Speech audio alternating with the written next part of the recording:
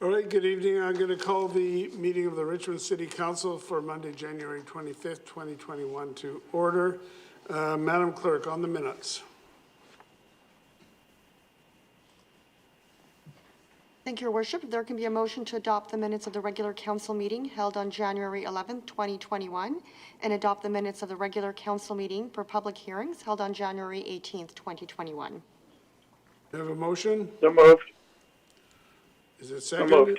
Moved and seconded. Discussion, all those in favor, opposed, carried. Any agenda additions or deletions? There are none, Your Worship. All right, so we're going to start off tonight with a presentation. We're going to ask to join us Ed Gavsey, President and CEO for Richmond Cares, Richmond Gives, and Wayne DeZita, Co-Chair of the Christmas Fund Army, to provide an update on the Christmas Fund fundraising work.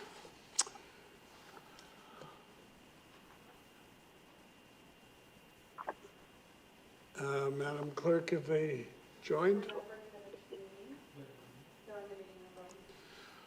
Okay, Ed. I'm here. I think Ed is missing, Mr. Mayor. Is Ed? No, I'm here as well. Okay. Okay, go ahead, gents. Okay, well, I will start off. First of all, Mr. Mayor and councilors, thank you for this opportunity for us to give you a little snapshot of our just completed 2020 Christmas Fund campaign. I want to thank the city for the outstanding cooperation, not only through the Christmas Fund, but also in our child care resource and referral role and our seniors community services. We truly are a shining example of how government and an NGO can work together to better serve the residents of our community. So with the fear of missing some names, and not exclusively, I want to mention Greg Wheeler, who worked with our team in arranging use of Brighouse Park Pavilion and helping guide us to the COVID protocols as we pivoted to distribution and sorting as never before. Heather Muter of the city provided tremendous support in organizing the messaging out to city facilities, coordinating the integration of the Working Families Fund into the Christmas Fund again this year. And then there's my fallback person at City Hall, Serena Rust, for always returning my calls and always being open to finding solutions. There are many others, but time limits me. For the 6th year, the Richmond RCMP held their annual toy drive. And again this year, it accounted for the most toys collected at any single event of the Christmas Fund.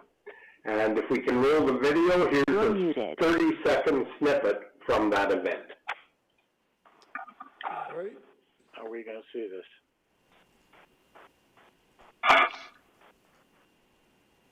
I believe They have my video queued up. There we go.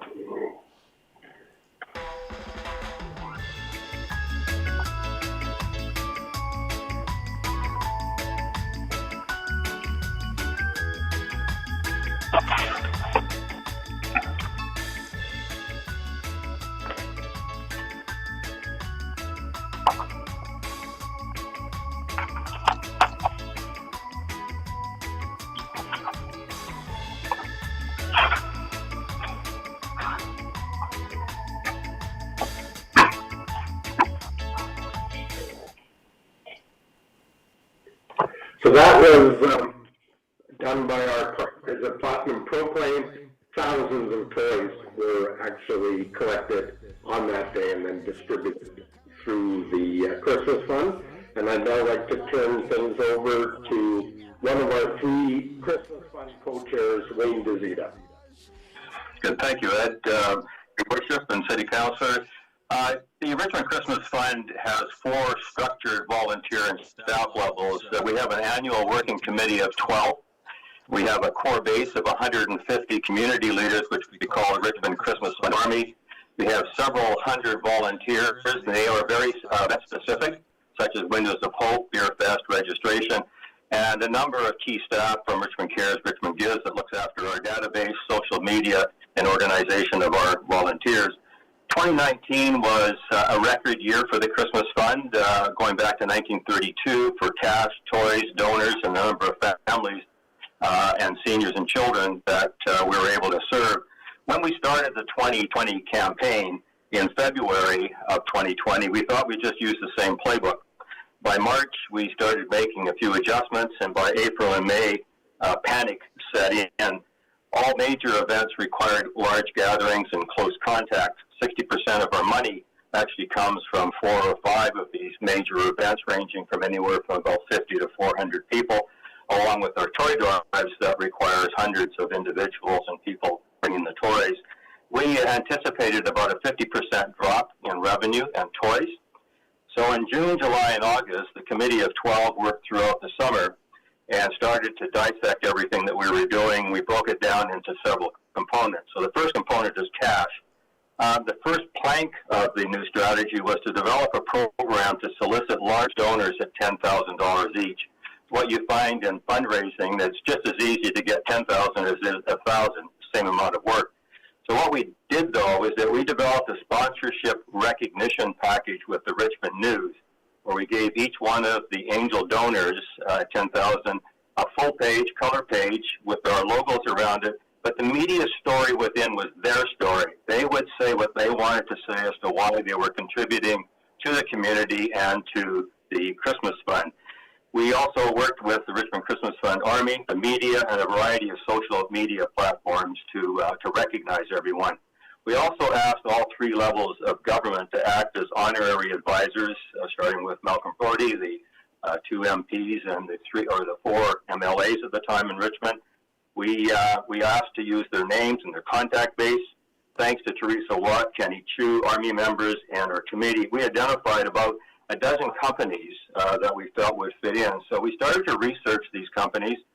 We then visited each of the companies at their head offices to talk to the owners if we could, talk to the staff, to see if there was a fit for their company and for the angel donor program.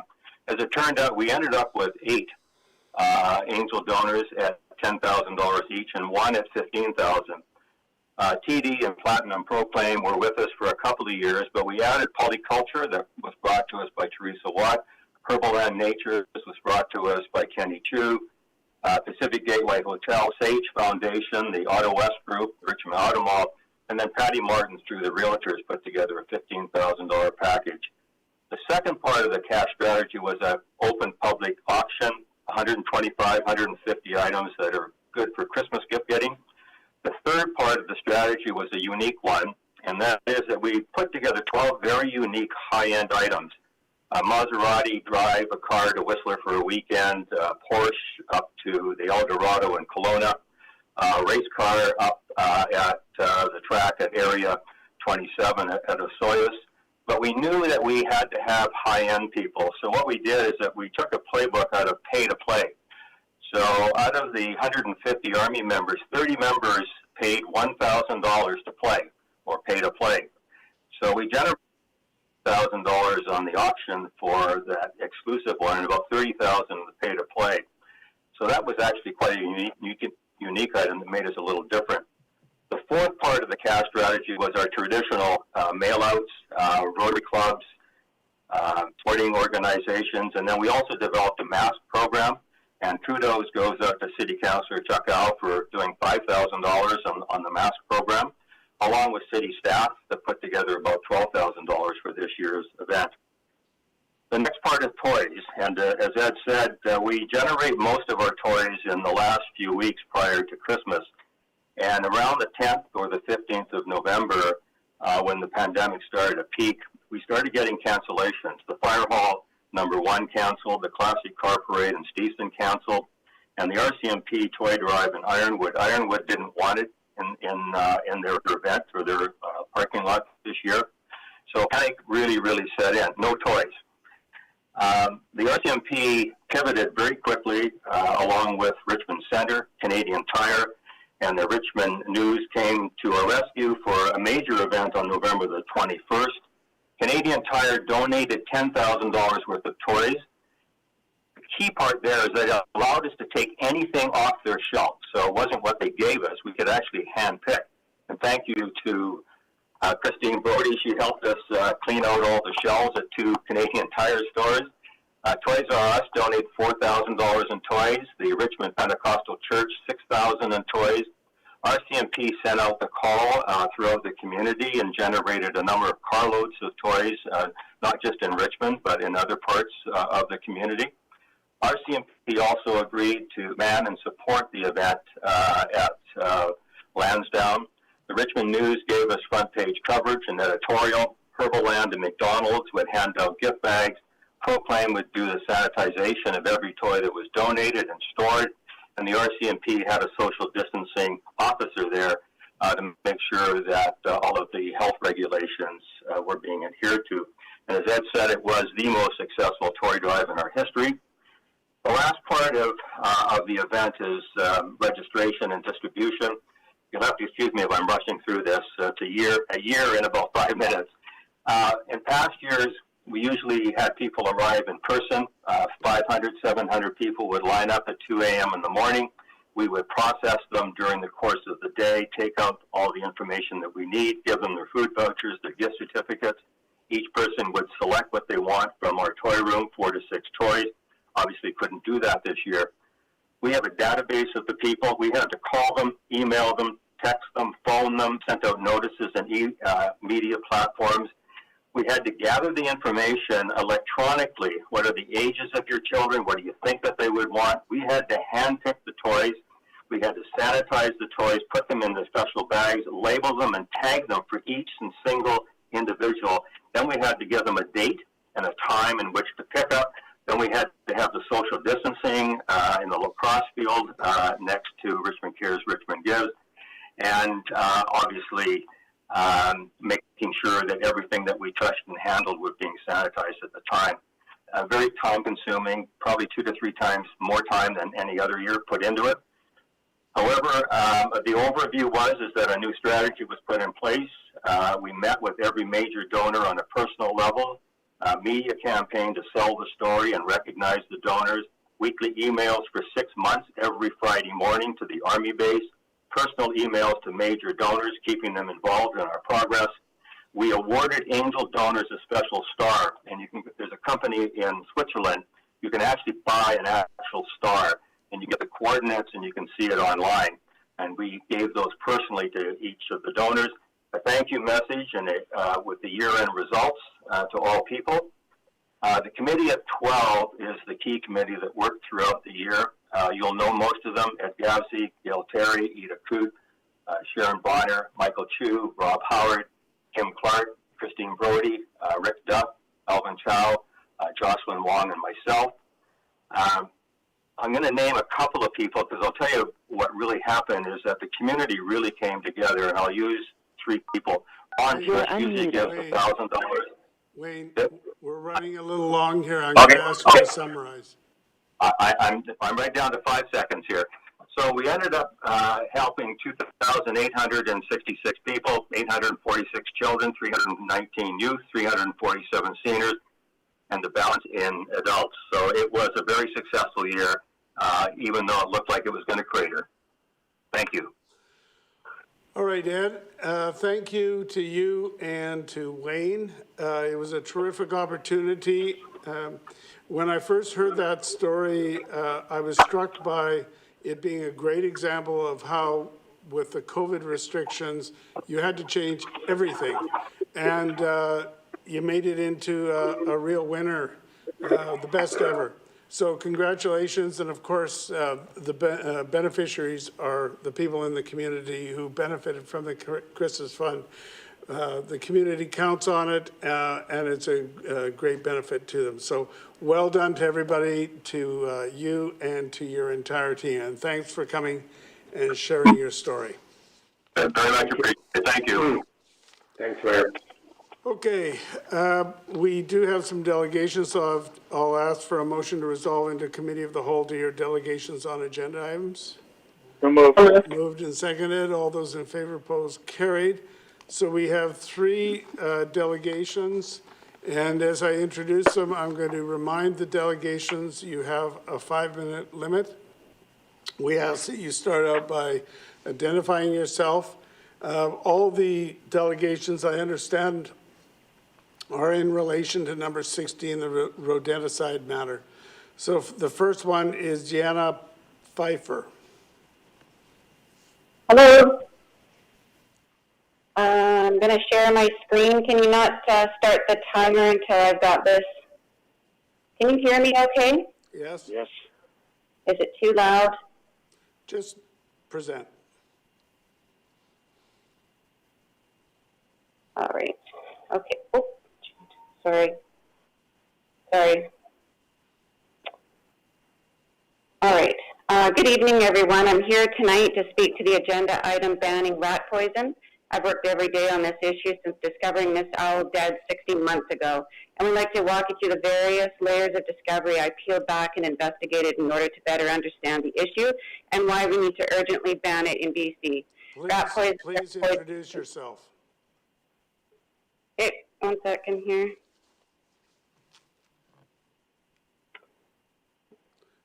Okay, so my name is Deanna. I'm from Saanich.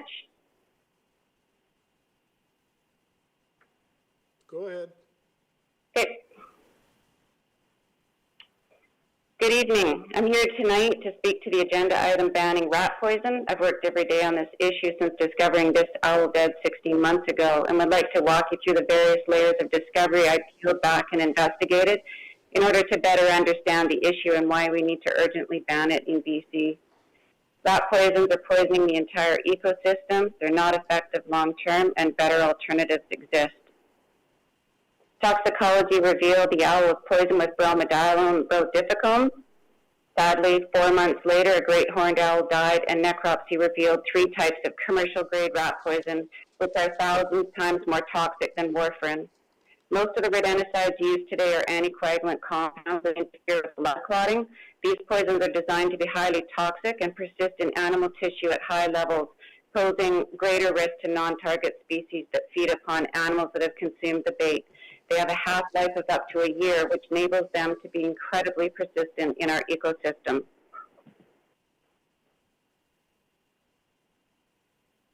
Rat poison bait boxes are everywhere. Rat poison presents a secondary poisoning risk to animals that hunt or scavenge the poisoned dead corpses because the poison remains in the body up to a year. I made this diagram simplified, but we know that if I placed an arrow to all the species affected, this slide would be covered in arrows. Rodenticides are infecting the entire food chain and ecosystem. This research discusses the unintended victims of secondary poisoning, such as mountain lions, bobcats, and coyotes. They discovered that rodenticides may also suppress the animal's immune system, making it susceptible to other diseases such as mange. All the animals that died of mange were exposed to rodenticides, even if not directly killed by internal hemorrhaging. Wildlife that have ingested rodenticides are more likely to hunt unsuccessfully, get ill, or be killed on roads. The researchers in this paper noticed traces of rat poison in milk. Obviously, this has significant implications on human health. Health Canada has determined observations in the U.S. to be representative of the situation in Canada. 10,000 kids a year. So many problems. Pest control company investigations revealed staggering and repeated offenses with really no consequences other than written notice requesting compliance. And by not dealing with the root cause, these bait boxes and contracts remain in place permanently. This goes to show how attractive the bait is to wildlife, and they'll do anything to get into it. They were frequently found unlocked and broken. Rat poison ends up in the landfill, and some municipalities are applying it directly into the sewer systems. What we do know is only the tip of the iceberg. Most raptors die unnoticed. People don't know who they should report it to or that they should report it to. Most poison animals end up in the garbage. Some are submitted to museums or taxidermists. Most people don't know who to report it to, and some get the wrong advice. Of the ones reported and necropsied, most are not tested for rat poison. I could not find any evidence that Canada was testing other animals higher up on the food chain, and there's definitely barriers to lab testing. Most pest control operators were telling people there's little to no harm to green space and wildlife, and what they use is safe. Those comments led me to wonder what education they receive. You can become a certified pest control operator by basically taking an almost free online course. Rats have a gene that enables them to develop resistance to poisons. Clearing a resident population simply makes space for new groups to move in, and poison rats mate faster to compensate for thinning numbers. By distracting from the root of the problem, relying on rodenticides permits infestations to rebound, and this is making the rodent problem worse.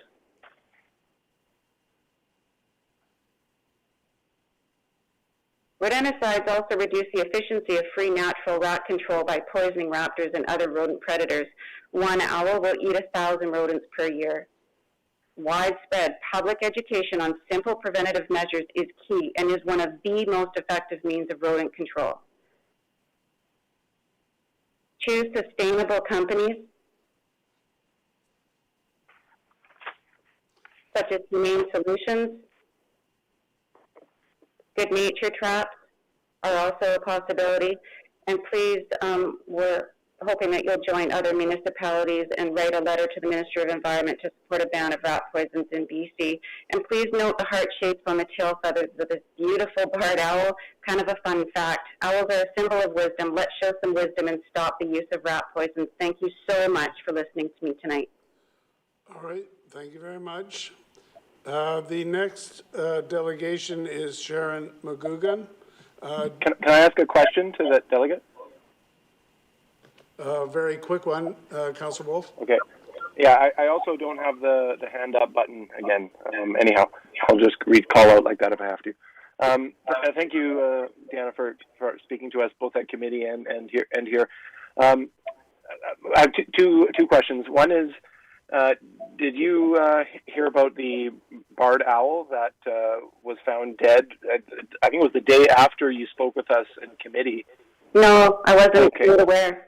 And are you, so this was found in Pollock Park in the middle of Richmond. Are you at all involved with doing testing, or have you just really collected the information?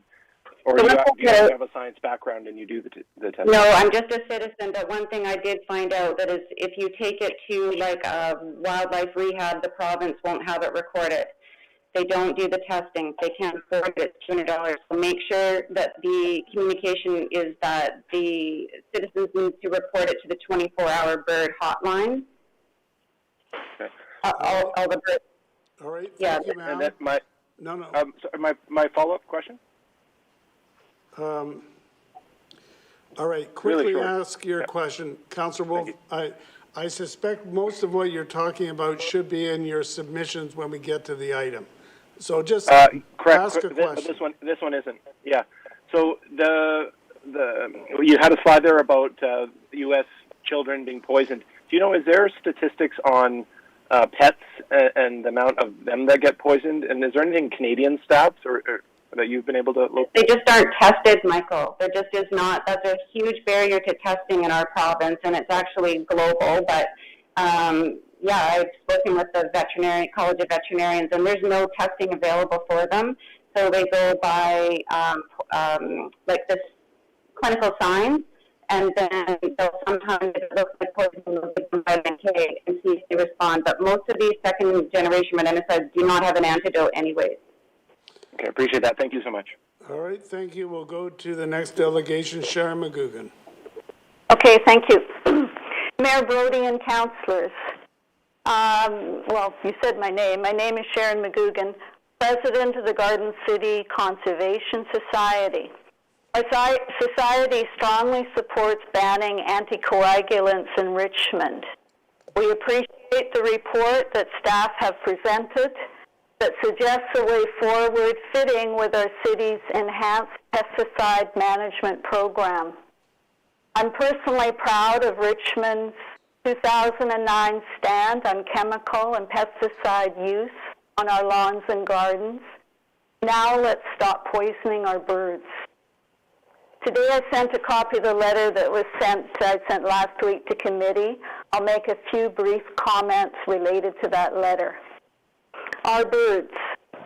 Raptors are a natural and effective proven method of rodent management, but there is limited information regarding the effectiveness of anticoagulants in managing general rodent populations. Page 5 from the city report.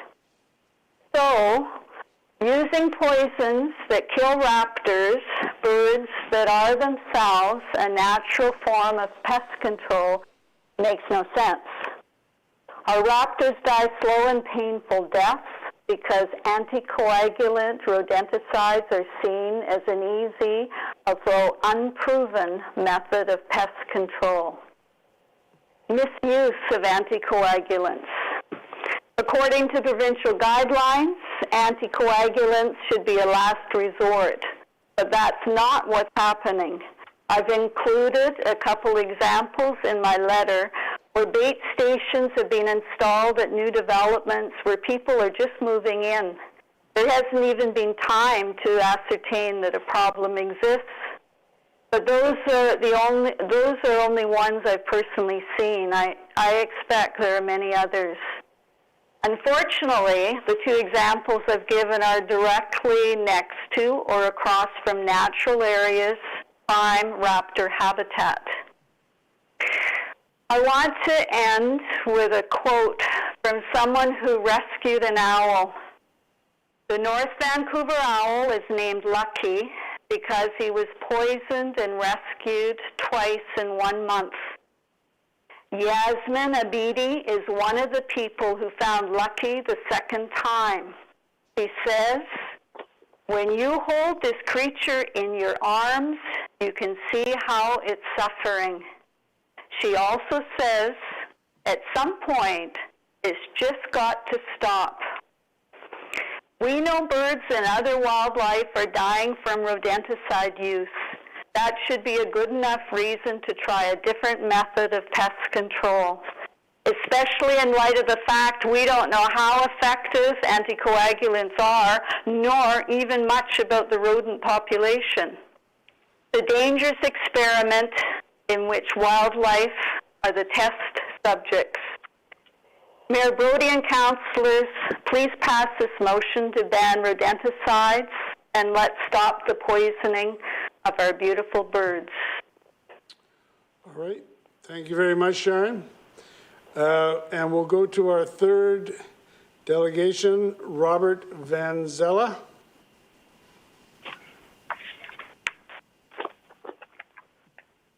Mr. Van Zella, are you there? He was there. Madam Clerk, do you know?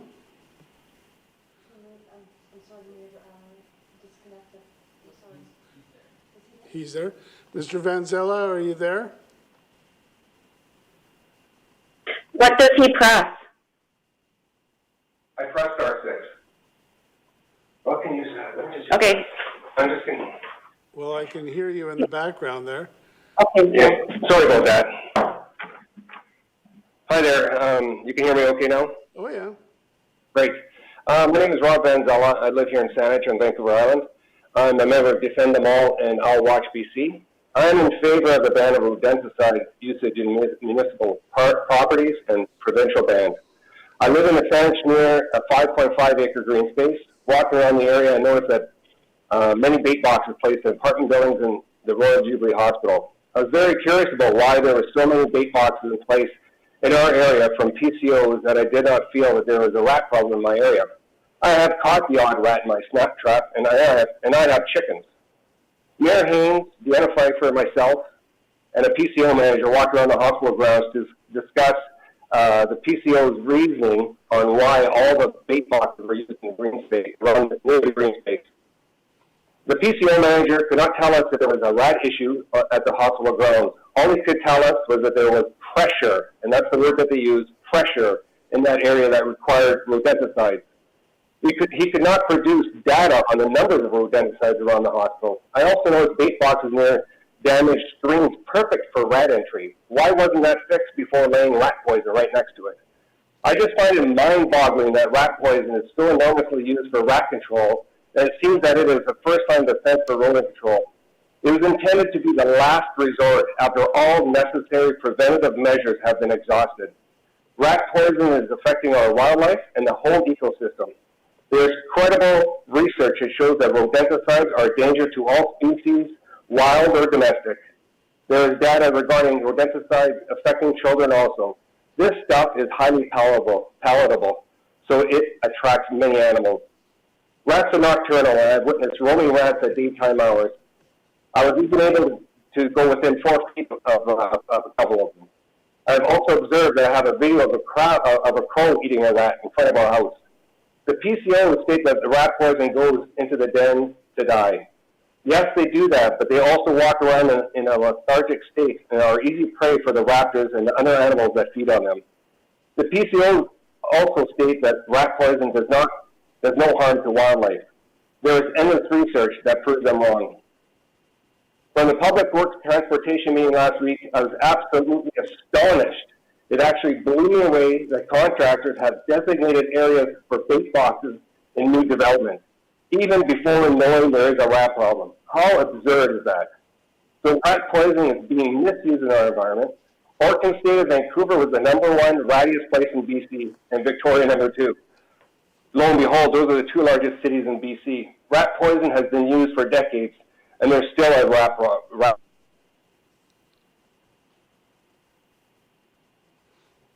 All right. Are you still there?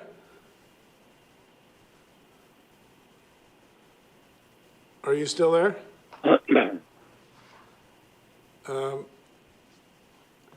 Is he still there? Well, we're not hearing him. After domestic animals, pick up the bird seed that is falling to the ground. Move shrubs away from the house. Close access points. Be a reasonable person to yourself, to your neighbor, and society. There are safer alternatives out there. Snap traps, good nature H24 traps, and hiring a humane company that will rectify the problem without poison. These methods are better in the long run for rodent control. We are only visitors of this beautiful planet, and we are destroying it in several ways. If we can stop even a fraction of its destruction, is a step in the right direction. So I encourage Richmond to ban rat poison on municipal properties, and the mayor to send a letter to the province to ban rodenticide. Thank you very much. All right, thank you very much. May I have a motion to rise and report? Moved and seconded. Discussion, all those in favor, opposed, carried. All right, that brings us to the consent agenda. We have the receipt of the committee minutes. We've got a couple of Investing in Canada Infrastructure Program grants, one for the Minaroo Place Activity Center conversion to the Arts Center. The other one is the Thompson Community Center and Hall infrastructure renewals. Then there's the 2021 operating and capital budget for the public library, translating 2021 cost share funding applications, the amendment to traffic bylaw to revise speed limits on Ferguson Road, the municipal access agreement with Rogers Communications Canada, flood protection grant funding applications, the award of the contract for on-call collection of hazardous materials, the Global Container Terminals Deltaport expansion, the Berth 4 project, and the one that we've had the delegations on, the banning of rodenticides on city-owned property in Richmond. We have a motion to adopt those by general consent. So moved. Moved and seconded. The hand doesn't work, Your Worship. All right.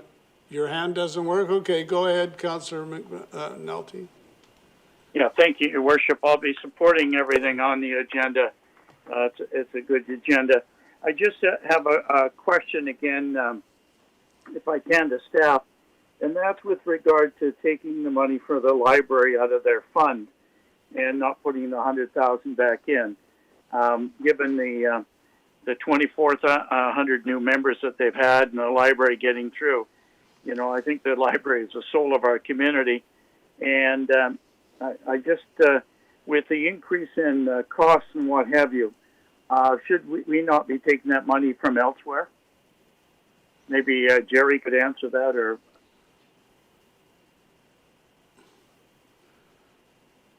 Someone from accounting? Through Okay. your worship to Councillor McNulty, that is the library's surplus from 2020. So they have chosen to apply it to reduce the tax increase for the 2021 year. Okay, they chose it. That's correct. Okay, I'd like, as a supporter of the library, I'd like to see that money there, but okay. Thank you very much on it. Your Worship, as well, on just picking up while we just had the presentation on item number 16, I'll be supporting it with no end. It's really a no-brainer. But I'd like to see a number 6 down there with regard to the city are requesting the province come up with a public education plan in terms of educating the public. We've heard from delegations. I wasn't at the meeting, but I read the minutes. And it seems to me that there's a disconnect when you do something like when we did with the pesticides, for example, back in 2009 when I supported, and I guess it would have been Harold and I and yourself, we came up with an educational plan. We told people what they could do in lieu of and how they could handle certain things with their garden and the flowers, etc. And I think we also need in this education thing a procedures when finds a dead animal or whatever on the road or in the backyard, etc., and how to do it. And I'll leave it there for raptors or scavengers to pick it up or work on it and what we can do. And more importantly, I think we need the education on other forms of pest control and how we do it in a humane way. And I think that I think is important that get out and then that be put on our city website for people. So I don't know if staff could take that under advisement. I don't see where it fits in there. May I But I suggest, can just see that. first of all, under number 4, where we're writing a letter to the provincial ministry, also write to the local MLAs. And secondly, we can just add the words at the end if it's okay with everybody, and to develop an education program. Okay, I'd be happy with that. I hope Is everybody okay? people- Anybody got an aversion to that? Okay, we'll consider that that's amended in that way. Okay, Okay, that's all for tonight, Your Worship. All I'll be right. supporting everything on the agenda. thank you. Councillor McPhail. Thank you, Your Worship. I will be supporting all the items on the consent agenda and just want to speak to a couple. Number 9, the 2021 operating and capital budgets for the Richmond Public Library.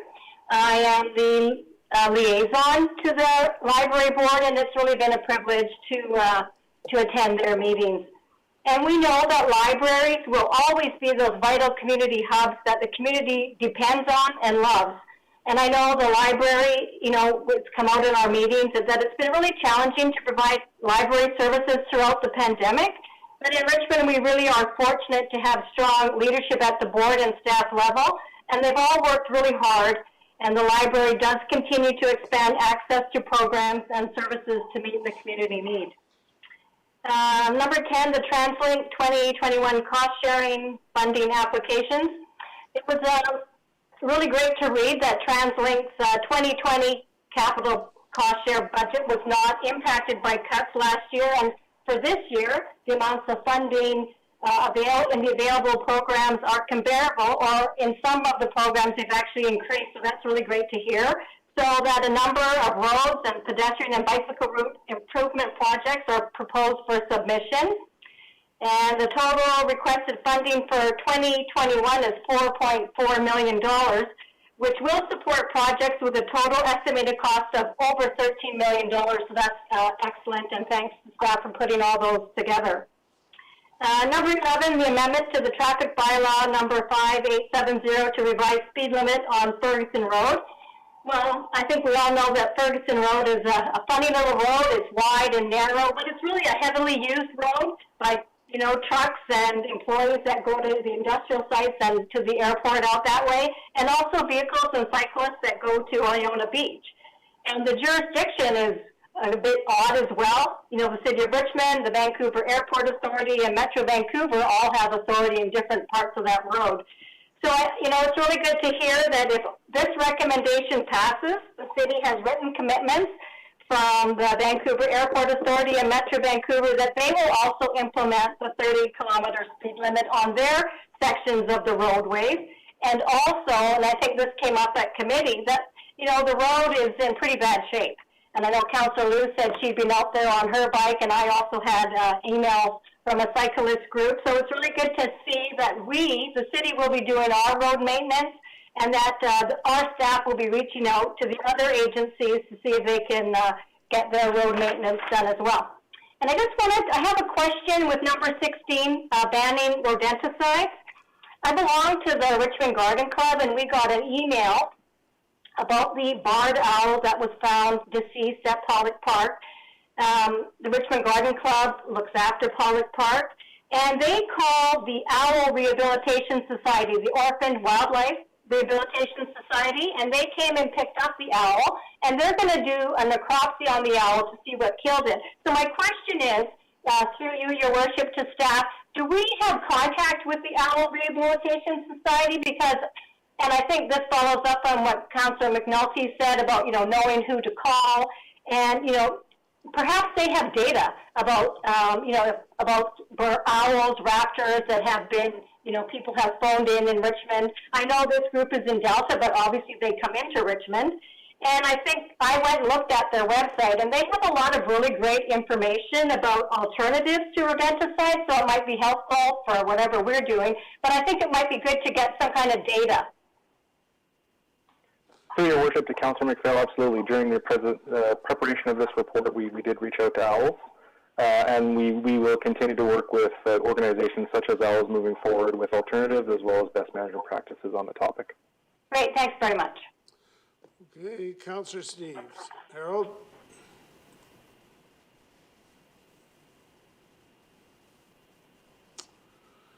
Well, thank you. Go ahead.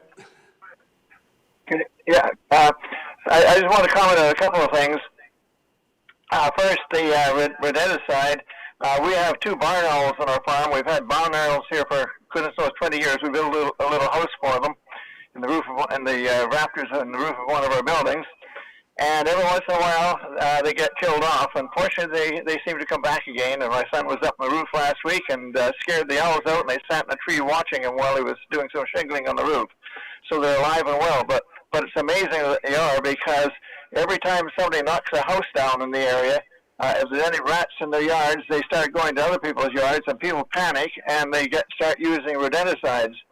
And we've had 3 or 4 houses in our neighborhood go down in the past month, and lo and behold, a salesman came around door to door, including to our place, trying to convince us that we had to get rat poison to kill the rats that might be coming from the demolished houses. I chased them out of the yard, almost 60 owls on them, I could have. But anyway, I've seen the owls when they've got poisoned. They'll flop around on the ground. They're skinny and lean and die in a few hours. I never, at the time we've had a couple of owls die, I never thought of taking them somewhere that they would recover. But it's a terrible death. It's a terrible thing to lose the owls. The other thing I'd like to comment on is the item 13. I'm really pleased to see us going ahead looking for funding for the diking program on Stevenson Island. The new pandemic is going to be climate change and rising sea levels, and particularly the storm surges, and we need to be on the front line in protecting Richmond's dikes and Richmond's waterfront, in particular the Stevenson area where the Baby Street is the dike and it's very low. So I'm pleased to see that's going ahead. I think that's a real step towards the future. So that's all I got to say about those tonight. I think there's some really good items on the agenda, but those 2 are really important. All right, thank you. Councillor Owl. Yes, Worship, I'm going to support everything on the consent agenda, and I just want to comment on 2 items, number 15 and number 16. Number 15 is on the Global Container Terminals Delta Port Expansion Plan. And I thank staff for the comprehensive report and the recommendations that they make and the remarks they make in the report. And I agree with all of their comments. And I just want to point out that staff make a very important point. On page 159, attachment 3, they supply us with a map about all the projects that are being proposed or being approved or in the process of approval in this whole city. So I think many people sometimes question us, why do you seem to be overcautious about these projects? But I would say that if you look at the the map and the number of projects that are being thought about. And staff point out the fact that there's a cumulative effect. So the sum of the projects will have a larger impact on the city, water and the environment, than if they are only individual projects. So I think this is a very important point that we have to bear in mind.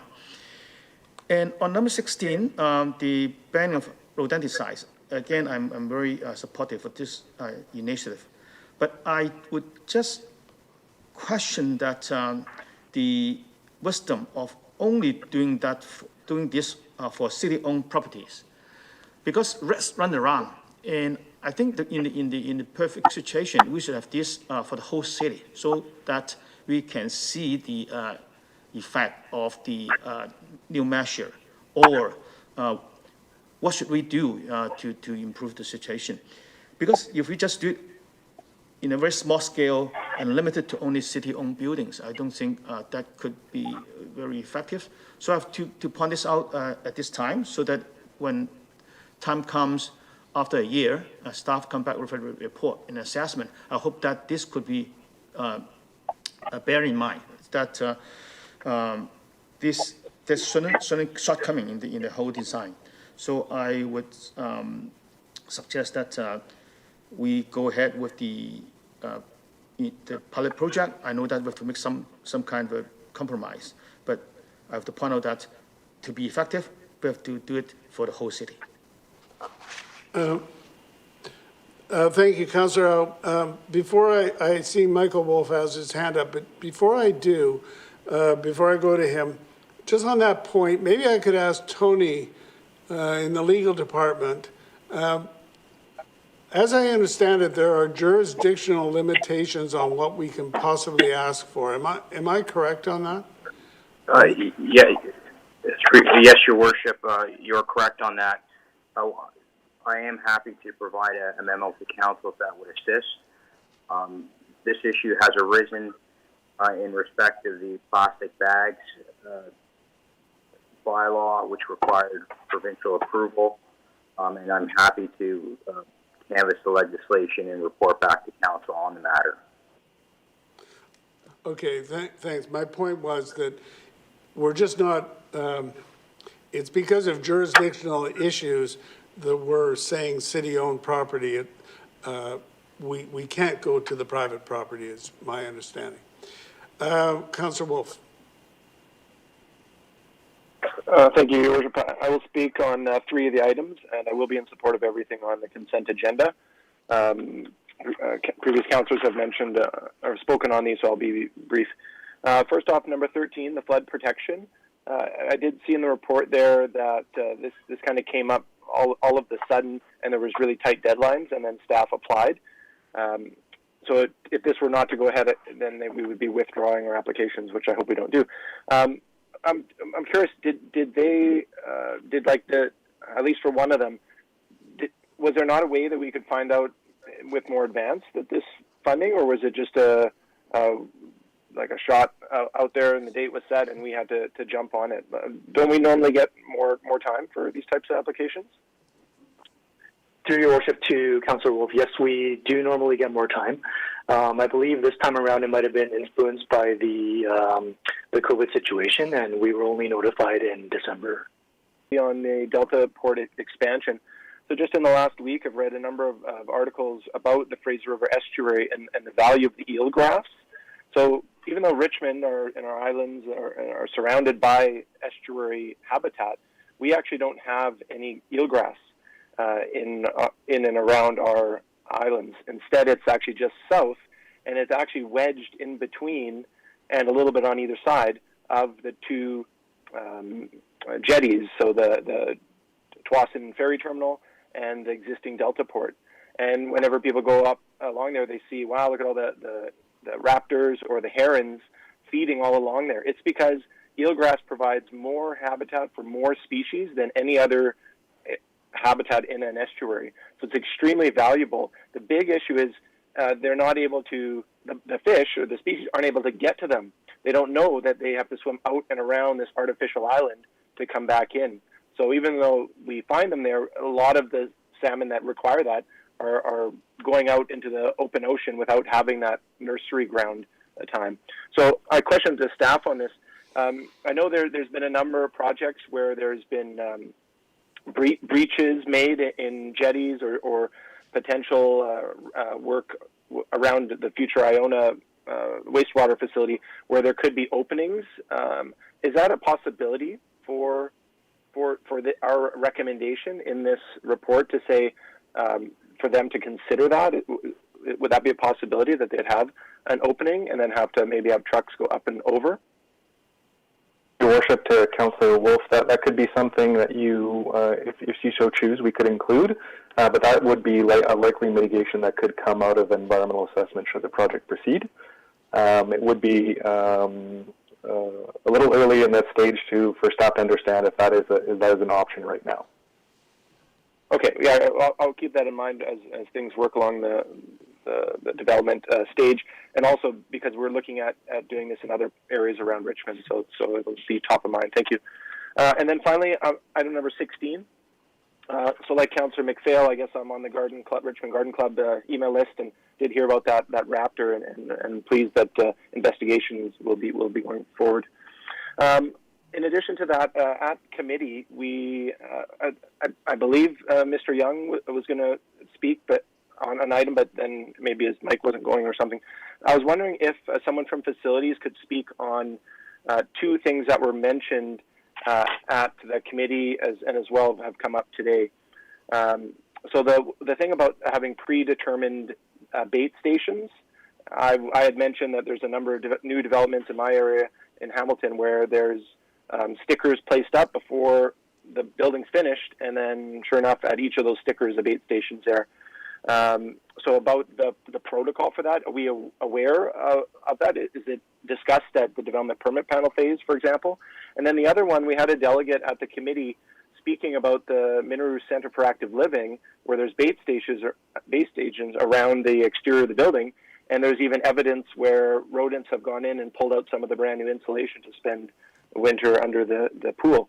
So I'm wondering if facilities could comment on either of those situations.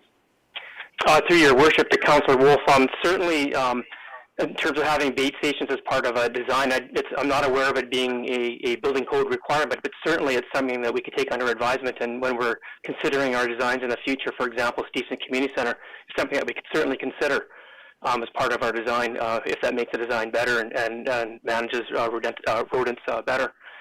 In terms of Minaroo Center for Active Living, just in general, the facility operations staff, we do need to control rodents and the likes because they can cause damage to the buildings. And certainly it's in the best interest from a financial and a building operation viewpoint to continue that practice in some manner. Okay, thank you. I just have a couple other questions that might go to other staff. In the report, under, I guess, the recommendations number 4, and then Councillor McNulty was looking for additional people to receive the letter.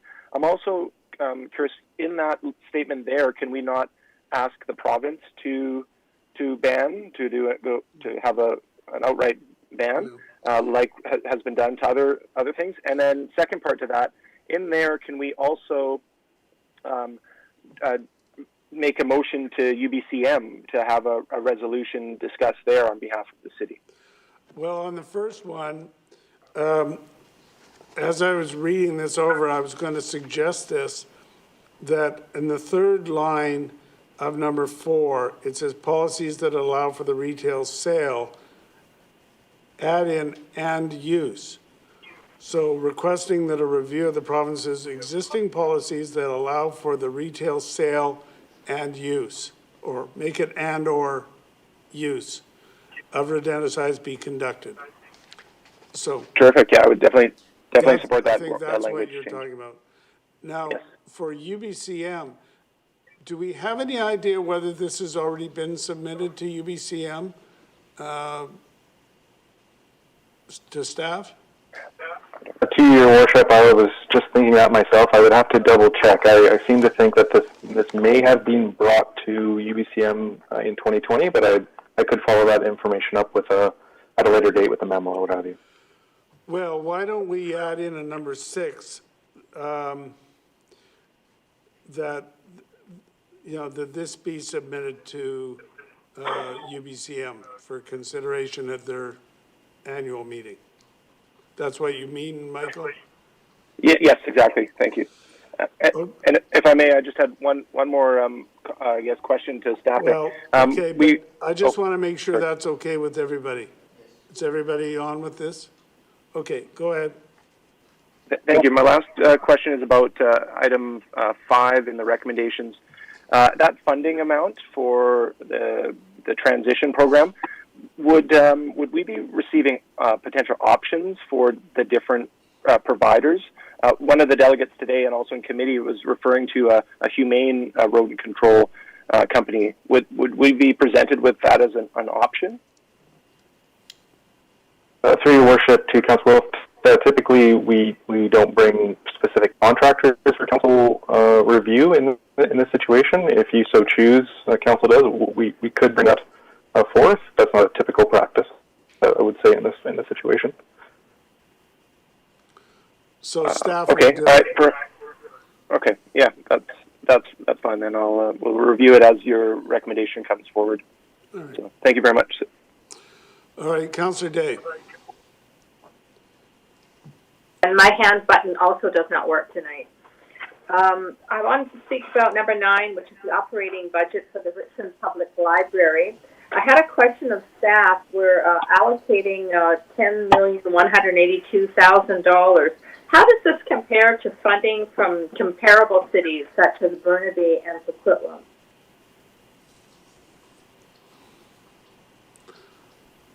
Jerry or Susan Walters? Your worship, to Councillor Day, I don't have that information at my disposal. I don't know if Susan would be able to answer that. Through your worship to Councillor Day, I don't have it right at my fingertips, but I can say that on par, Richmond Public Library is well funded comparatively with other libraries. There are some in the Lower Mainland that do receive more per capita funding than us. For example, West Vancouver Memorial Library is one of those.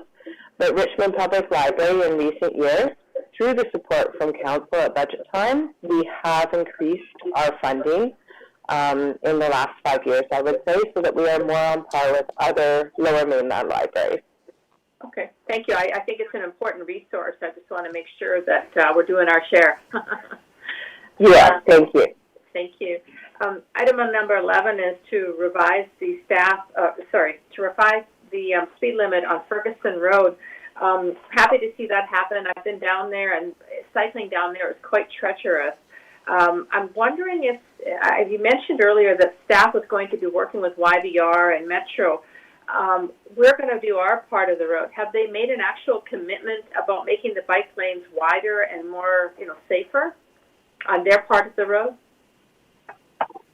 Through your worship to Councillor Day, no, they haven't made a firm commitment. They're working on it. They're in the early stages of figuring out what they want to do, and ultimately they'll have to get a budget and approval for it from their various agencies. Right. Just a little suggestion as a side note. Why not have, this bike path sponsored by the City of Richmond? And let's put some attention on the issue and see if that doesn't light a fire under them. Number 13 is the flood protection grant applications.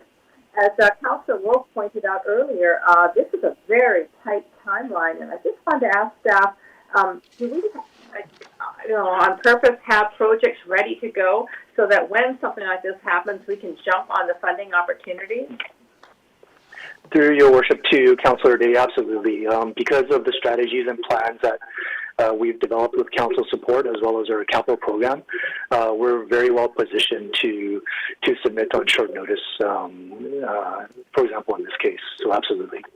Well, kudos to staff. Thank you to all of you who've worked hard to make sure we get these grants when they come out, even if it is a tight timeline. Number 15 is the Global Container Terminal at Delta Port. Initially, I wanted to vote against this because I asked staff, why are we not opposing it? And as was pointed out in the committee, we actually need more information so that we can make an educated position on this project. I can't imagine not opposing it, and as Councillor Al pointed out, this is the cumulative effect of these projects. That's the issue. And while one might be okay, or two or three, but when you start getting to as many as Councillor Al pointed out on the map, it gets really scary. So I'm looking forward to the information coming back, and I can't imagine any situation when I wouldn't oppose it. Next is the banning of rodenticides. I was concerned about snap traps hurting other animals, but apparently these are generally used in confined places where only rats can get in. Rats are a big problem in Richmond, as they are everywhere in the Lower Mainland, and I think it's good to take a leadership role on this. I'm glad we're going to revisit it in 1 year, because we do have to find ways to control our rodent population. And that's it for me. Thank you very much. Councillor Liu. Thank you, Your Worship. I too will be supporting everything on today's consent agenda. I just wanted to thank all the different groups, including the Garden City Conservation Society, Ms. Pfeiffer, the SPCA, RAPS, and all the other people that have reached out to us over the pesticides, the rodenticides, stopping that use. I think it's very important that we do this, and I think it's also really important that we build off of the work we're already doing and not using pesticides in the city of Richmond for ornamental purposes. And I think it makes sense to also be working towards having a broader reach. So it's not just only the city, it's including the citizens of Richmond, the other businesses, the other groups, and all over the Lower Mainland and all over British Columbia, because our whole environment is bigger than just city-owned properties. I'm really glad to see that the library budget's being approved and it's going through tonight. I know that the library has done very careful use of its money to serve the citizens of Richmond, and I'd like to thank the library board and our council liaisons for the hard work that they've done. And we've seen this year how the library really pivoted to change how they're serving the community, and especially how they've been serving our seniors. They've really been getting books out to the seniors, out to the people that need them, where they need them. There's been a lot of people that have been homebound and stuck, and certainly they've probably read through all the books they had at home, and I'm sure it made a big difference to them to be able to, have access to the books that they otherwise wouldn't have during this pandemic. Number 11, the Ferguson Road. I'm really happy to see that we're going to have a consistent speed limit along this. I serve on the Metro Liquid Waste Committee, and we just awarded the contract for the biosolids that are at Iona. They're going to be moved to a mine reclamation site in BC, and so they've already been trucking that stuff out of there, but that trucking is just going to continue. It's going to get more, the trucking, and then they're going to be improving the whole Iona site over years.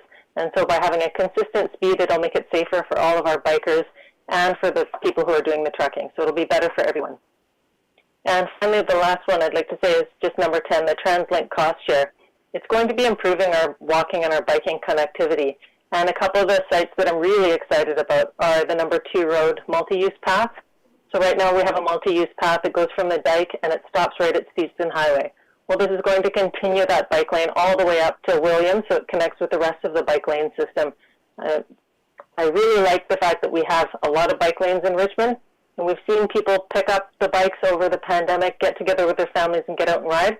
It's so important for us as the city to create that connectivity so that you don't have these bike lanes that just end nowhere and then people feel unsafe in traffic. And the other one that I'm really excited for that had a bit of a dead end on it was the Shell Road one that goes from Alderbridge up to Highway 99 there. That was another one where people were having to get off onto the road, not feeling safe. We want our people to feel safe. We want our families to be out biking together. We want people to get to work on their bikes and have different ways to get to work, in combination with the Canada Line and other things. And this is really important stuff. It's small, but it's important because it just creates those connections and it makes it safe for people to be out there and feel safe with their families. Thank you. All right, thank you. So, Madam Clerk, you've got those changes to number 16? Yes, she says. All right, then I will call the question on the consent agenda. All those in favor? Any opposed? That is carried. Okay, we have the one item on the one long item that's in a number of parts.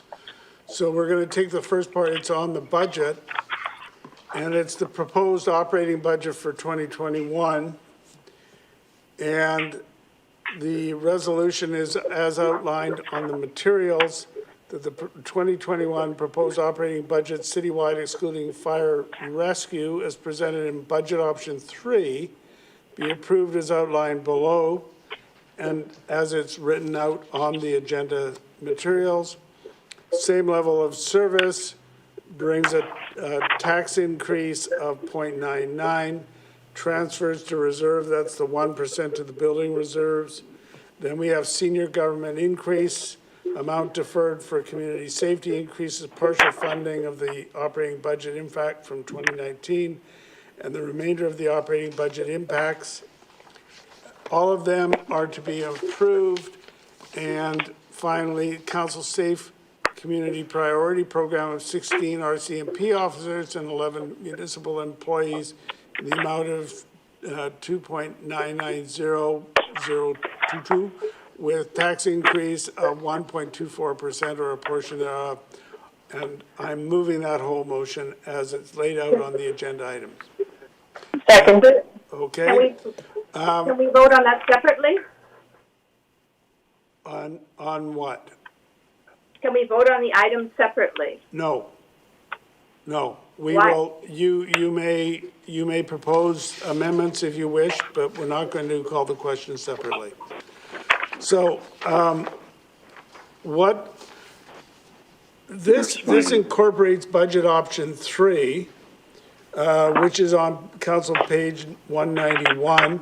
I think it's beautifully laid out there as to what is involved. And so there's a small increment because of the same level of service. Then pretty much all the others are must-haves. But there's two, and I expect them to be the subject of some of the discussion. First of all, we have the transfer to reserves of 1%. We've kind of, last year we cut that out because of COVID. We only did 0.5% the year before that.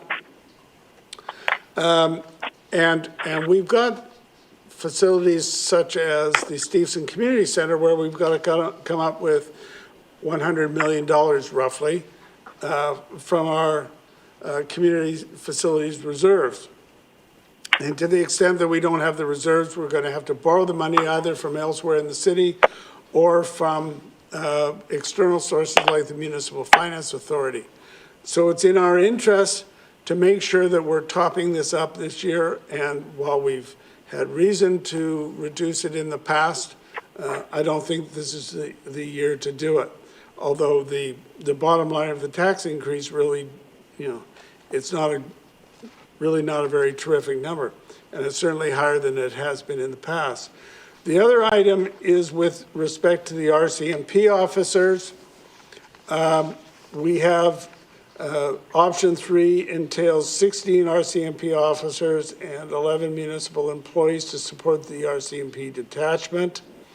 And that completely catches us up to what we had made as really took on as our mandate and our commitment to the RCMP, that we would increase the complement within 3 years, and this is the 3rd year. Now, last year, we had to reduce the budget, and we cut out the RCMP complement increase, so now is the time to get that back in. So I'm going to be supporting the budget as it is presented.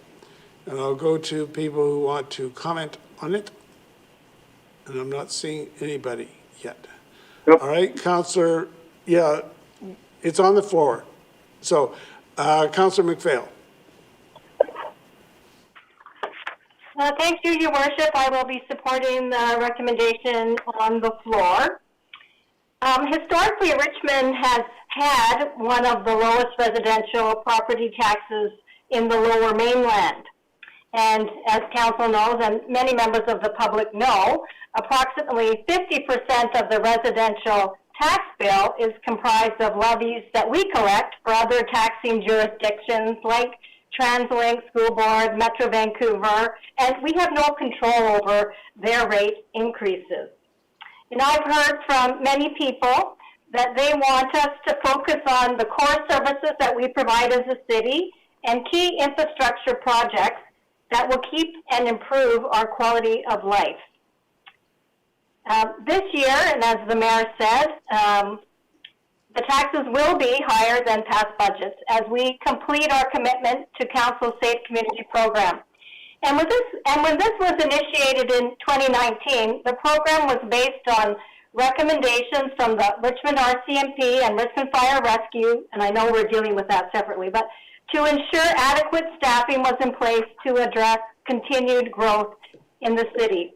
I also support the 1% going towards the Capital Building and Infrastructure Reserve, which funds the replacement of buildings such as the Fire Hall Number 1, which was recently completed, and the Minoru Center for Active Living. And, you know, upcoming, we have the Steveston Community Center and the new animal shelter, and that's just to name a few. And the Reserve Fund also funds major repairs for all city buildings to ensure the community buildings remain safe and operational. I think this is a good budget, and as I said, I support the recommendation on the floor. Thank you. Thank you. We'll go to Councillor McNulty, and then I see Councillor Wolf. Anyone else raising their hand? Then I've got Councillor Day after that and Councillor Howe. Okay, go ahead. Thank you, Your Worship. I'll be supporting this particular budget. You know, we begged out the last couple of years in terms of increasing the number of RCMP. And this was a plan that we had, and this is the culmination of the plan to get the officers on the ground and in the field. And this is something that we approved in our planning a number of years ago. And this would be, we still will have the lowest officer per capita ratio in Canada, even if approving all 16 officers. We're just catching up. We're behind. To me, this, as I've said before at committee, this is a safety budget and a catch-up budget with the core services, as Councillor McPhail has said. We've had some major issues in this community in the last month or so, and I think we need to address them. We have to have the officers on the street to do that. Everything from the gangs and the shootings. We've had arsons. I couldn't believe the stats, but we had 87 arsons in 2020. Can you believe it? 87. Over the last 5 years, we've had 244. And we need the police and the fire in this case. In terms of fentanyl files, we had 58 that were reported. There's probably the ones that weren't reported, whatever. And when I look at hate incidents and what have you, we had 7 or 8 of them last year that were reported, and 40 over the last number of years. These require our safety on the streets. In a way, this is a no-frills budget. This is a core service budget, as Councillor McPhail has said. And to me, it's important that we continue to support it. Yes, it's a little heavy this year. I understand the increase in budget totally comes out to about $99 a household. But the 1% needs to stay in there because otherwise things like the community center in Steveston could be in jeopardy. We wouldn't be able to afford it, not this year, next year, the year after, whatever, when we got again. The animal shelter, the soccer clubhouse at Hugh Boyd, and I can go on and on. As Councillor McPhail pointed out, this budget also allows us not only to improve, but we have an area called minor capital. But most importantly, also this budget allows our city to be safe. And yes, we do fill potholes, and we do we have a workforce that inside and outside workers that do your person's job, and it's extremely important. I was just at the work yard today, Your Worship, in terms of the recycling. We're now going 7 days a week. We're a leader in the whole of Canada having a municipal recycling open 7 days a week so that people can have that service. And it's a great function of it, and it helps us get to our areas in terms of our environment. The other thing with this budget, Your Worship, in terms of it, is we can't forget that we have an education factor here with regard to our citizens. Every child in the school system goes through the DARE education at grade 5 level. And that's something that is important. Could be in jeopardy if we don't have these, when we have to pull officers from the schools and not provide that, so that every child that goes through our school system gets it. It's like swimming lessons. These are things that we've got to give the kids. Every child has to learn how to swim. We need that. And the other thing is a high school liaison. That's something that I started in Vancouver, believe it or not, with Squad 4 at McGee Secondary School. And I know how valuable that is to have a police officer integrating with secondary school students and working with them in the school system. And it's something that we provide and that we should provide. There is no question of the benefits to the community from that. So when I look at this whole thing and I look at our crime stats, I believe our people are already stretched. COVID didn't help anything along that, but that we're doing a good job on it. And yes, some things are up. Our businesses continue to need protection. Our break and entry, for example, is down slightly. Why? I'm glad to see those white cars with a logo on driving through the communities. I think it's extremely important. Residential B&Es way down, auto thefts down in Richmond, for example, and those kinds of things. And businesses, in terms of break-in entry, is down, and we can't forget about the business community. And I think that's important. So when I look at the budget and what we're doing, I think this just allows us to continue on keeping this community safe. It should be our number one priority on it. I think given what we have here in Richmond, we're the envy of many other communities. So on this person, I have no problem on. I hope the citizens of Richmond will also agree that we want to keep this community as safe as possible for those of us who live. We have our aging population. It's another aspect of community safety that's important to have people on the streets and circulating. So on this portion, I'll be supporting items number 1 to 7 on 17. Thank you. All right, thank you. Just so you know, I've got Councilors Wolf, Day, Au, and Liu in that order. So Councilor Wolf. Great, thank you. Can I just get clarification? You're wanting us to comment on everything in item 17, right? Not just the 1 to 7 right now? Is that correct? We're not, you're like not 1 to 7 and 1 to 3? No, that's coming up. No, okay. After, okay, then. After this. Okay, then I'll just comment on, for 1 to 7, I will have some contrast to what the last few speakers were sharing. And it mainly goes down to the last of the Finance Committee recommendations. So that's number 7. That's the RCMP officers and municipal employees. So I would like to express, as I did in Finance Committee, that I think we should be going with option 4, not option 3. It's not that I'm saying we should not hire any officers. I'm still saying that there is need, obviously. Hearing some of the phrases just used there about catching up, or this completely catches us up. I think this is only my third budget cycle, but I can see previously there was a lot of things that were deferred and put off, and clearly this is another one. So using the facts and for what we heard from the RCMP consultant report, as well as the OIC's response, they don't need the 16 in this year. They'd hope to have the 12.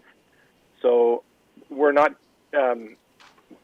catching up per se. We're going over what's needed at this time, and we could always defer that final 4, which might end up being more than 4 in future years because the city's not going to stop growing, and problems aren't going to just go away. So clearly the number's going to have to continue, and we need to stay on top of that. But I'm saying at this time, we could save, in combination with fire stuff I'll mention later, 1.2% by delaying the hiring of the full 16 and 11 municipal and go with 12 and 4. So just making that change, we'd be saving 0.45, pretty much 0.45. And so I'd like to make an amendment to change recommendation number 7 to be 12 and 4, not 16 and 11. I'll come back to you. But having said that, didn't we go through this at committee? And didn't we see there was a lack of positive response to that? I learned things over the past week, and maybe others have too. So I think it's worth asking for the amendment. Councillor Day. Very much, Mayor Brody. Well, I just want to declare I am opposed to this vote, that we should be allowed to vote on these items individually. So that I just want to get that out there to start with. I really believe in fiscal responsibility, and so I have a problem with some of the items. So I'll go through. Number 1 is same level of service budget. That's a 0.99 or a 1% increase. I'm okay with that. Things cost more than they did last year, so I do support number 1. Number 2 is the transfer to reserves for community facilities, and it's an automatic transfer of 1%. And I don't think anything, especially when it comes to the budget, should ever be automatic. I think this creates a massive slush fund, and what ends up happening is we're just not encouraging people to find affordable ways to build projects. And I'll give you an example. On Planning Committee next week, when staff were asked what would it cost to refurbish and abate the mineral aquatic pool, $8.8 million. Councillor Day, we're not debating what's coming to committee next week. That's an example of how having such a large fund just doesn't motivate us to find more affordable ways to do things. It's not fiscally responsible. So I will not support number 2. That's a big no for me. Number 3 is the senior level of government increase of 0.11%. I actually thought I would oppose that, but then I educated myself and found out through Jerry Chong in finance that this is a federally mandated increase, so we really have no choice on that one. So I will support number 3. Number 4 is the community safety increases, and it's only 0.67%, and what could be more important than community safety? So I support number 4. Number 5 is partial funding for the operating budget. And again, it's only 0.13%. Things do go up, so I can support number 5. Number 6, the remainder of the operating budget, which is, again, just a 0.59% increase. And, things do cost more, so I can support 6. I cannot, and then I absolutely support number 7, which is 16 new RCMP officers. We took a buy on this last year, and now it's time to catch up. I would support Councillor Wolf's motion to go with option 4 instead of number 3. I think it's more fiscally responsible, and it still gets the job done. But the number 1 reason I'm supporting number 7 is this is the time to hire those RCMP officers, because with Surrey getting rid of their RCMP detachment, it's an excellent opportunity to hire experienced officers from Surrey, whereas normally we get them from Depot and they're just not as experienced. So I do support number 7. So like I said, I support everything except number 2, but I'm forced, because of this vote, to vote against the entire budget. Thank you. Before I go to the next speaker, this is being kept together because this is what option 3 is. The motion is to accept option 3, and for the sake of clarity and openness and transparency, which I think you would agree with, we are laying it out for people so they know what it consists of. So that's what number 3 is. And if you want to support number 4, well, it sounds like that amendment is going to be coming. Councillor Howe. Yeah, Your Worship, I'm not going to support this motion. I'm going to give you my reasons. For one, I think this budget is really out of line with the pattern that we had in the past. If I look back into the past 10 years, which staff has provided us with the memo, in the past 10 years, out of those years, 7 times, we had the tax increase less than 3%. And it ranged from 1.89 to 2.99%. So Richmond has always been able to keep our taxes low. And I don't know why, in a situation like this one we have right now, in the midst of the pandemic, we would have a huge increase, a historical increase of our taxes. And actually, last year, we approved a 4.98% increase. But at the end, we've cut it back to 2.97. So that means we are aware of the difficulty of the public and the hardship they are experiencing. So that's why we cut it back at the beginning of the last year. So why would we have the highest tax increase in this kind of situation? I also mentioned before, I don't think the public would accept a tax increase over 5%. And we received a letter from the members of the public saying that, no, they don't accept that. And also in comparison to other cities like Vancouver, Surrey, I think they were able to keep it under 5. So again, I don't see why we have to make it over 5%. Usually, particularly for item number 2, usually I would oppose to a 1% increase to the capital reserve. I don't think it's automatic because in the past, looking back in the last 10 years, sometimes we do not have an increase. Sometimes, we increase by 0.5%. But this year, I would support 1% increase because I know that we have some very important projects that we cannot afford to fail through, such as the Stevenson Community Center. So I would support the 1% this year. And regarding the need to hire more RCMP officers, again, I support that because community safety is important. However, I don't buy the argument that we have to hire 16 officers now in order to catch up. I had the number from staff that right now we have 260 RCMP officers. And in comparison to other cities, we are not really the worst. If you talk about the population and officer ratio, in Surrey, it's 692 per officer. Richmond is actually the second best. It's 666 per officer. In Burnaby, it's 799 per officer.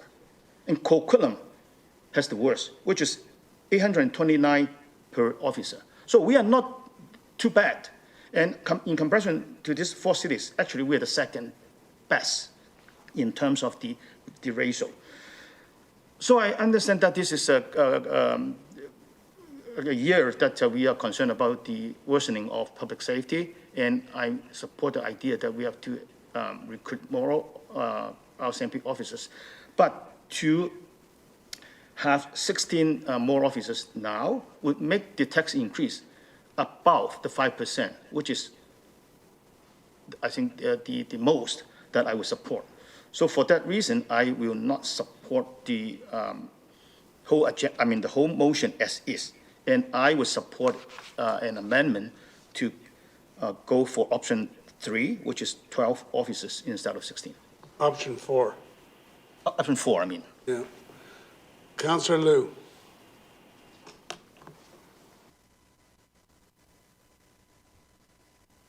Thank you, Your Worship. I will be supporting the option on the floor. I know that we've had a lot of crime recently. We've had shootings, we've had arsons, we've had lots of our fentanyl labs here in Richmond. And when we have a fentanyl lab, you have money laundering and everything that goes with that. If we have a problem with money laundering, then we need to get serious about what's at the root of it, and that's the creation of the drugs in the first place. A year and a half ago, we had a drug lab right next door to me. It's right across the street from an elementary school. We need to have enough RCMP officers to investigate and prosecute these criminals. We can't let them keep operating in our communities and our neighborhoods. If anything had happened, it would have blown a hole in my kid's bedroom if that place had gone up. We need to have our police so that we have preventative policing programs. We need them to be able to go into the schools. We need them to have the DARE programs. We need all these things. We were able to have our mental health car, our Fox 80 car, because we're adequately staffing our RCMP. So we were able to have this car with a dedicated officer working with a mental health nurse to appropriately and safely respond to 1,400 mental health calls last year. We've heard from other communities how concerned they are about how the police show up at a mental health call and don't treat it properly. Well, we've worked hard here in Richmond to make sure that we're treating them properly. We have the resources, and if we don't have the right resources, guess where they get pulled away from? They get pulled away from those nice-to-haves. When it comes to building a community, I think a lot of us have kids. A lot of us have put money into RESPs so that we save for our kids so that we can pay for things in the future. That's what this 1% does. We're saving so we can build our community facilities. So our children, our grandchildren, our kids, our adults, and our seniors, so they all have somewhere to go, to be connected, to be active, to be together, to build community. We need our libraries, we need our pools, and we need our community facilities. And then we need those other nice-to-haves, like being able to spend a little bit extra here and there so that we can make sure we're not using pesticides, rodenticides, and other things so that we're able to really care for our environment. So all these things take a little bit of money, and in Richmond, a 5% increase is looking at about a $99 average per home increase. In Vancouver, a 5% increase on your $12,000 tax bill, that's $600. It's a way different number that they're looking at in Vancouver. So they're looking at far different numbers than we are. We're looking at $99 for this year of an increase, and that's going to help pay for things to know that your kids are safe and that your kids have somewhere to go after school, and so that they're going to grow up and be connected and have a good things to do and people to be with and places to learn. All right, thank you. Councillor Steves.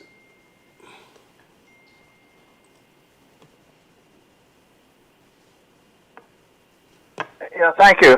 I will be supporting the budget, and to me, two of the most important aspects are ones that are being criticized. I am very supportive of item 2, the 1%. We cut back on it the last couple of years, and I'm very much approve hiring a full complement of RCMP officers. For those that weren't on council, we went through this, and the mayor will remember this, and Councilor McNulty. In 2000 to 2008, when we had a recession, we cut back on the 1% and cut back on hiring RCMP.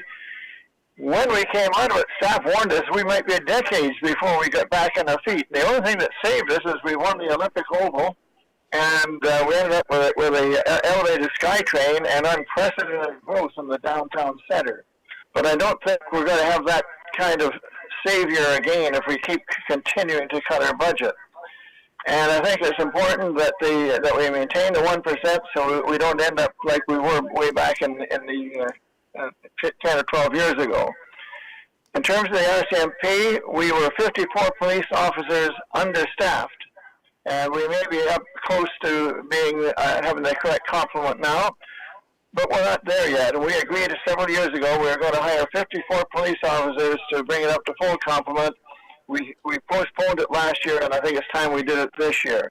Watch the hearings on the money laundering, and maybe they'll give you some idea of the crimes that are going on in Richmond and why we have the gangs and why we have the people killing each other off. They're making that kind of money, whether it's in the casino or real estate or whatever it is. We're the heart of the problem. And we need more police officers to bring community safety for the rest of us as these gangs are fighting it out in our city.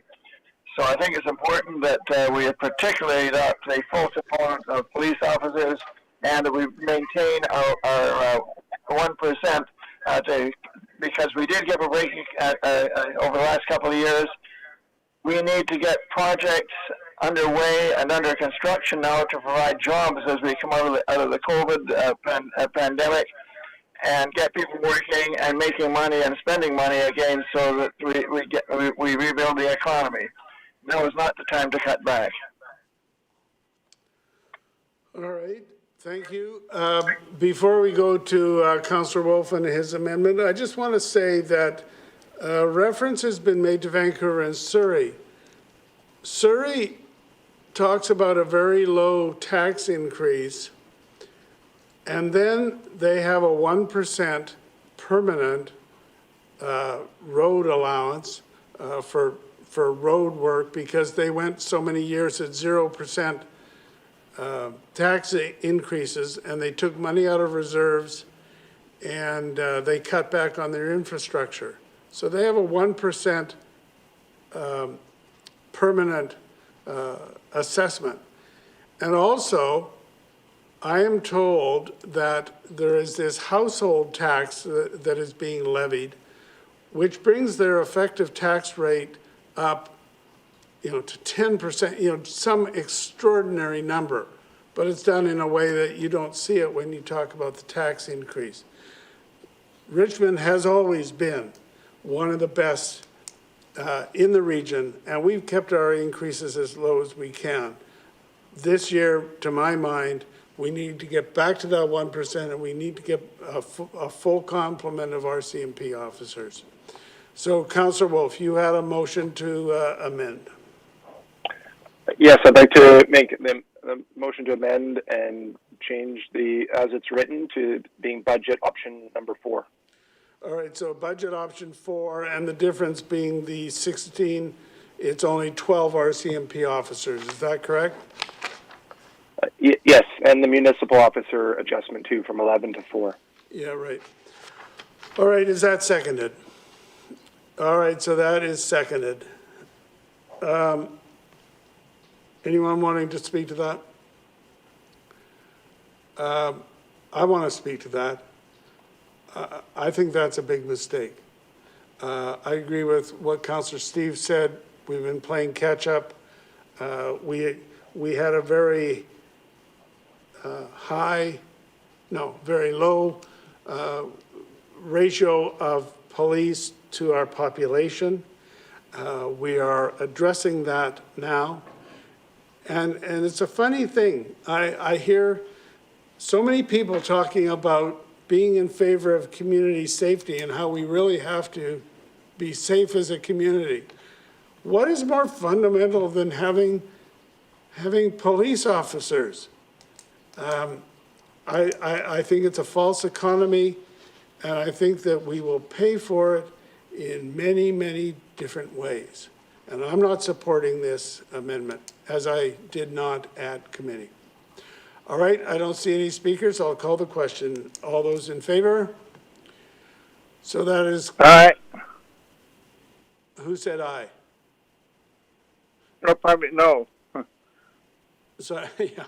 Okay, so it's Councillor Day, Councillor Wolf, Councillor Au in favor. Those opposed? If I can see your hand. Nay. Okay, so it's Councillor Steves, Councillor Liu, McNulty, McPhail, and the mayor opposed. So with that, I'm going to call the question on the motion. All those in favor? Aye. Aye. Those opposed? It is carried with Councillors Day, Wolf, and Au opposed. Councillor Au, I believe you have a conflict to declare. Yes, Your Worship, I have to excuse myself from the discussion on the Richmond Fire and Rescue because I have a potential conflict of interest. My son is working for the Richmond Fire and Rescue, so I have to excuse myself. All right. So this brings us to the Richmond Fire Rescue aspect. Sorry, Is someone saying something here? Could you please mute your microphones?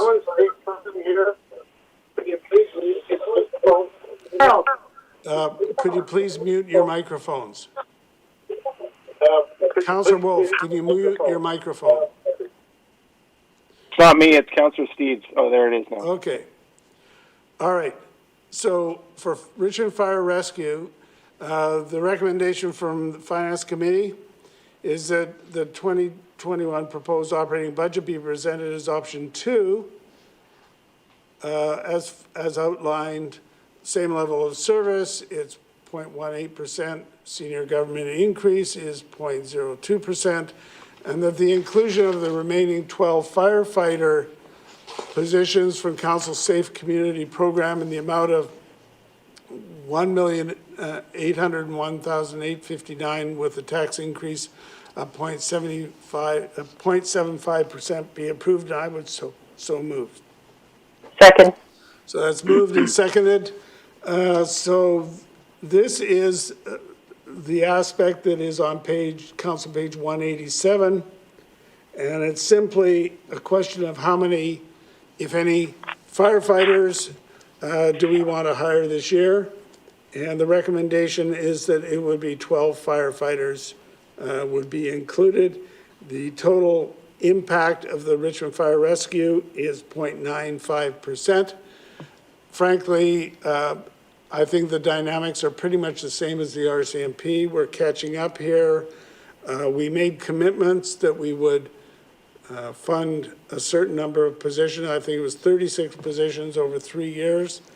We've carried through on the first 2 years, and now this is the 3rd year.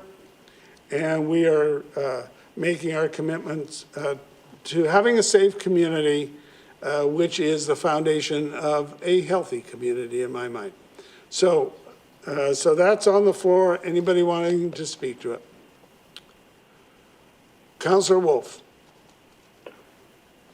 Thank you very much, Your Worship. Just a few comments and then perhaps another amendment, or maybe that'll come later.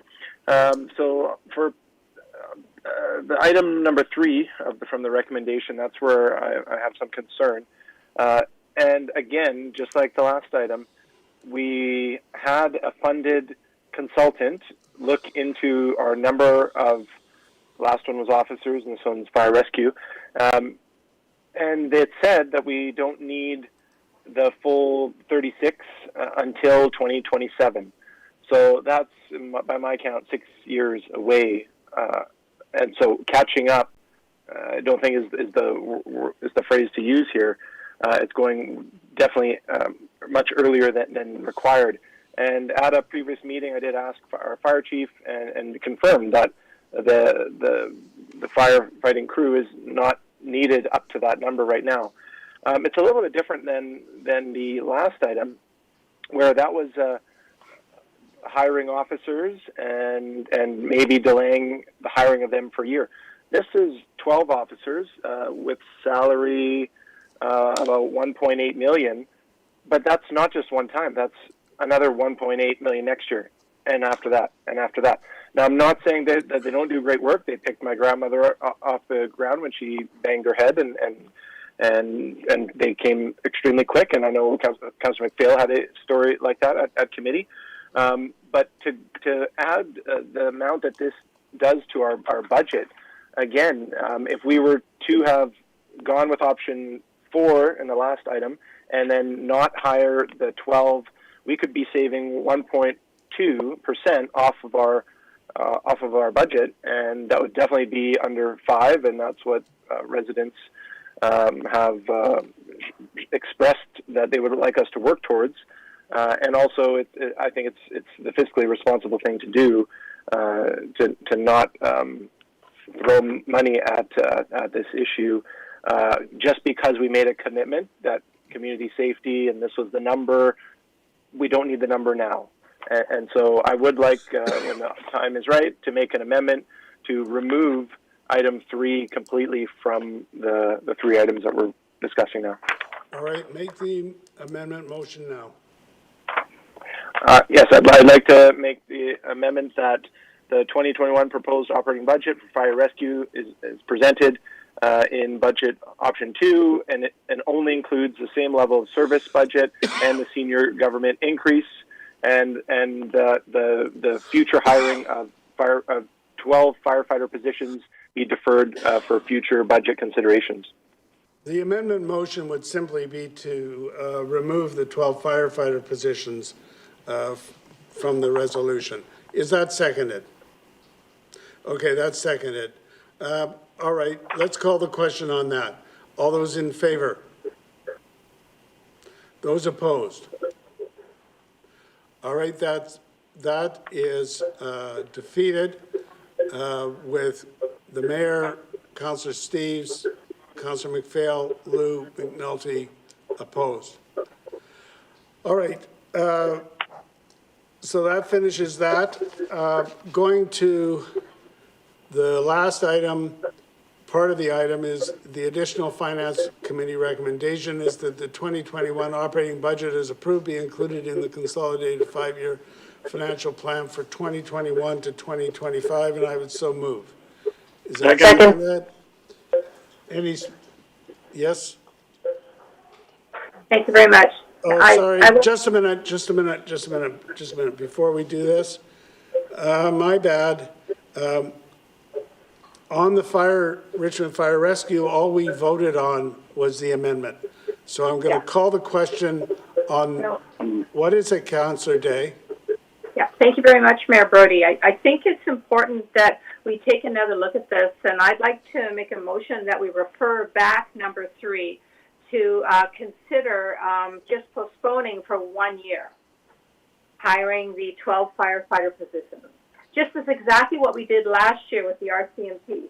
We decided to put a pause for 12 months, and I suggest that we refer number 3 back, take another look at it to see if we would have the same positive effects we did last year with the RCMP by simply delaying them, not hiring them, but delaying them. Okay, we've got the point.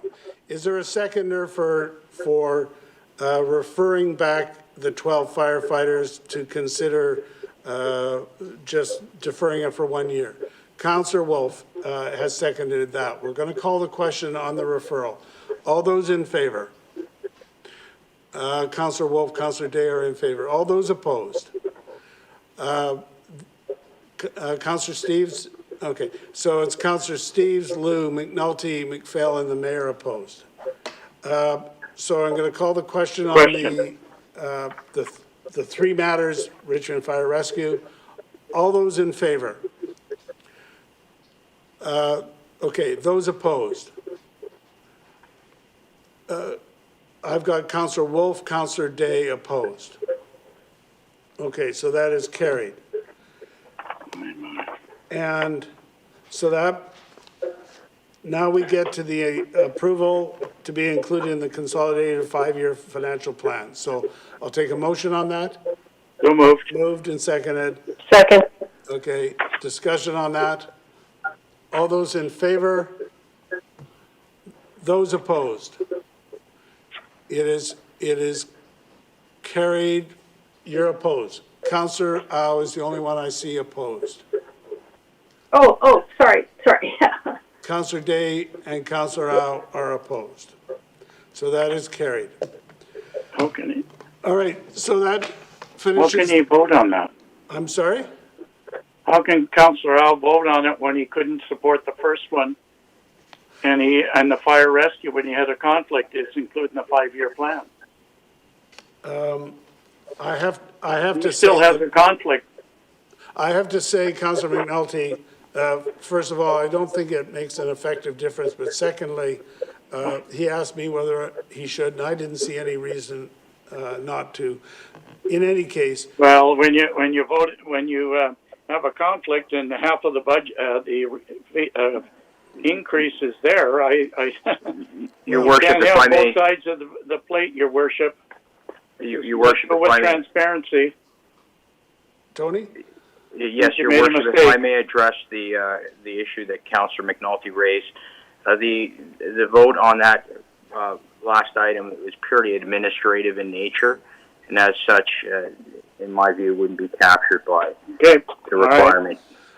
Okay, but Tony, let's Okay. just examine for just 1 sec. This will come back in the form of a consolidated 5-year plan. So that's more than administrative at that point. Would you That's agree? correct. So when it comes back, would there be a conflict there for Councillor Au? In that case, Your Worship, out of an abundance of caution, Councillor Al could excuse himself. All right. So Councillor McNulty, I take your point about tonight. My fault if, Councillor Au sought my advice on it. Just want to go by the proper process, that's all. Fair enough. Okay, so we've got just a couple of announcements. First of all, we thought we were going to get a lot of snow today, but we didn't, and yesterday. However, it's cold, and I just want to give a reminder, if and when it does snow, make sure that you're keeping your sidewalks clear. Residential, single-family, and multifamily homeowners, as well as commercial and industrial businesses, are required to clear snow and ice from sidewalks adjacent to the properties no later than 10 a.m. daily. We also encourage you to be a good neighbor and help others who may not be able to clear their own sidewalks due to health or mobility issues. Or if anybody's feeling charitable out there, they can come and shovel my walk anytime they want. And I also do want to very seriously thank our work crews who helped to keep our roads and our transit service open, and everybody for their patience and support as they work to do so. Then we have some financial workshops for Richmond arts community. We really are very proud of our strong and vibrant arts community. The pandemic has taken a toll on that art scene for the past year, as we know. So we've got a couple of free online workshops that can be attended. First of all is for financial management for artists. This Saturday, January the 30th at 1:30. This is a live virtual seminar to give participants guidance on managing finances during the pandemic as well as overall during their arts career. And secondly, on February 6th, the following Saturday, we've got 1 o'clock p.m. It's Tax Basics for Artists. It's another free online workshop for those in the arts community. It's a 3-hour session, offer insights to tax management as well as information around government COVID-19 support programs. So if anybody is looking for information on that, go to the Richmond website and you'll find it. And finally, we've got the Metro Vancouver Climate Action Series. The Metro Vancouver is offering a series of free online webinars on important topics around the environment and climate change. Starting January 26th, the weekly 1-hour sessions will focus on a range of topics, including how to create a carbon neutral region, the impact of agriculture on climate change, clean energy, and Metro Vancouver's Clean Air Plan. So these webinars are open to everyone. So for information and to register, go to the metrovancouver.org, which is their website, and you'll get all the information. So, Madam Clerk, bylaws for adoption. Thank you, Your Worship. There is one bylaw for final adoption, bylaw number 10214, with no noted opposition. So moved. Moved and seconded. Second. Discussion on that? All those in favor? Aye. Any opposed? That is carried. Someone move adjournment? Move adjournment. Move adjournment. Okay, thank you. We're now adjourned. Thank you, folks.